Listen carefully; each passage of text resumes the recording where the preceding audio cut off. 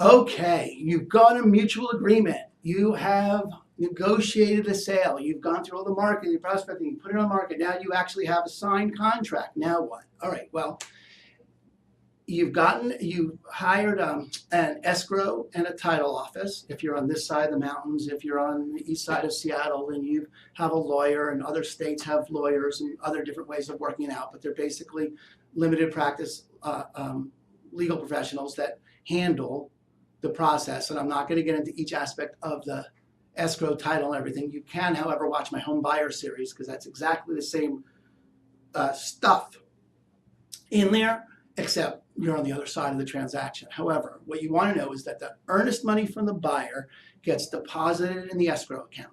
So whatever amount of earnest money you accepted from the buyer within 48 hours needs to go to escrow. And then the buyer's job is to handle the financing. If they're paying cash, it should close within a couple of weeks. That's how it should have been negotiated. It was within a couple of weeks for a cash offer, tops. And if it's a financed offer, it's usually between 30 and 45 days. And during that time, there's nothing for you to do. You really don't have anything to do during that time except keep the deal together, which means you want to make sure, and if you hire an agent, your job of your agent is to make sure that it goes through the inspection period, because whether or not you gave them an inspection report, you may have negotiated for them to keep the right to inspect on their own. Even though you told them you weren't going to make any other changes, you may have negotiated the right for them to purchase the house with an inspection.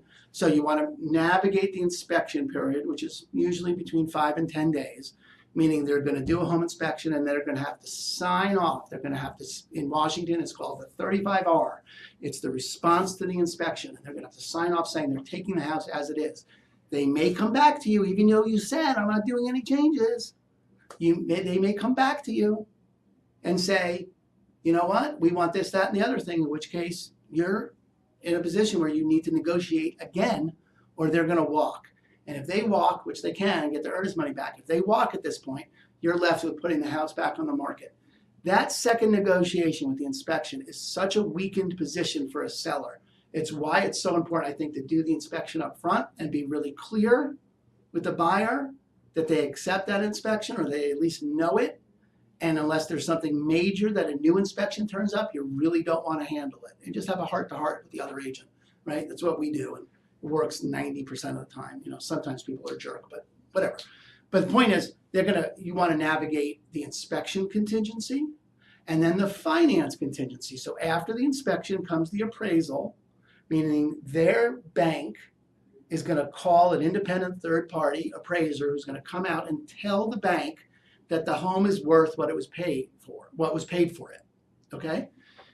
Or that it's not worth what was paid for, in which case you have a whole different thing to negotiate, which is a low appraisal. All those pieces are outside the scope of this particular series, although I do have other videos on my YouTube page around inspection and appraisal and earnest money. So if those concepts or those ideas you want more work, go find those videos on my Facebook page, no problem, easy peasy, okay?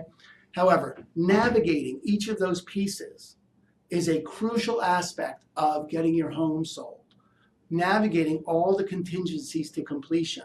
It's why I always think it is worth hiring an agent, because otherwise you're just sitting on top of a process that you have not done.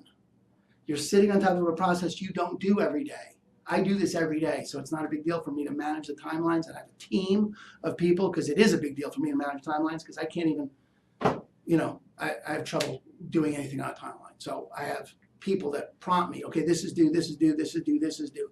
But that's where my money goes, where my cut goes. If you're doing this on your own, you got to manage those timelines on your own, okay? But keeping the deal together is sort of critical if you want to get paid. And this is the time where you keep the deal together through the financing period, through the 2 weeks to 45 days that it takes to actually close. Because after you sign, you don't get paid until all those contingencies are completed or waived, and the bank gives the buyer the money, and then the buyer gives the escrow company the money. The money comes to escrow. Escrow then pays off all your bills, pays off all your utilities, pays the realtor's commissions, pays the taxes, pays pays everything for the transaction, then cuts you a check for the leftover records the title, and that closes the deal. But that period between signing and closing is not a done deal, and you need to sit on that and make sure that each of those pieces are done, or hire a realtor that's got a track record of making sure that those things close. And at no point do you get to be anything other than the CEO of a company selling that commodity, and that commodity is not sold until you get paid. So you're never done being responsible for that, okay? You can hire a great agent who's going to take care of it, but you're still the boss. You're still the one that takes care of, that needs to take care of making sure that all that stuff is done. All right, that's the seller series. That's how we manage our process. That's how we think about it. That's how we go through what we do that reliably gets our clients 5%. I always do that with the back of my hand. It's not really, it's the same number, but I don't know, 5%. 5% better than local average agents get, okay? That's how we think about it. That's how we do it. If you have questions, if you have things you want to ask about, or things you want to know more about, or comments, things you want me to know, feel free to call me, email me, write me, text me, Facebook, whatever, okay? Get a hold of me. Happy to hear it. Feel free to share this with anyone you like. I really appreciate your time, and really appreciate your comment by the YouTube and the vlog. Thanks. Have a great day.